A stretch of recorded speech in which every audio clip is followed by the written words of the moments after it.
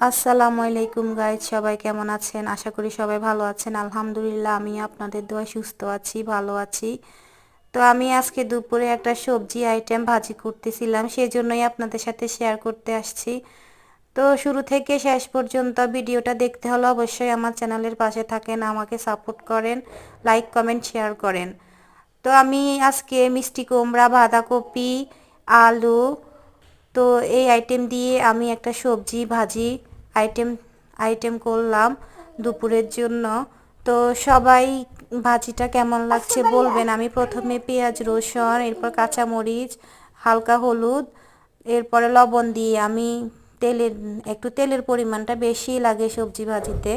তো আপনারা তেলের পরিমাণটা সবজি ভাজিতে একটু বেশি দেওয়ার চেষ্টা করবেন। সব কিছু দিয়ে আমি সবজিটা ভাজি করে নিলাম।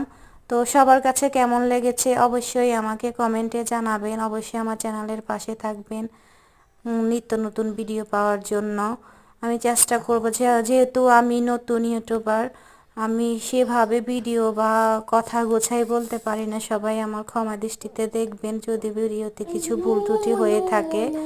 তো আমার দুজন ছোট টুইন বেবি থাকার কারণে আমি সত্যি ভিডিওগুলো ঠিক কিভাবে করতে হবে আমি তাও জানি না। আমি চেষ্টা করি যে আমিও সবার মতো সুন্দর গুছিয়ে ভিডিও দেওয়ার জন্য। তো আপনারা সবাই আমার চ্যানেলের পাশে থাকবেন, আমাকে সাপোর্ট করবেন।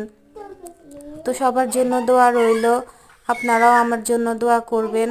আমি আপনাদের জন্য দোয়া করি যেন সবাই সুস্থ থাকেন, ভালো থাকেন, অবশ্যই চ্যানেলের পাশে থাকেন।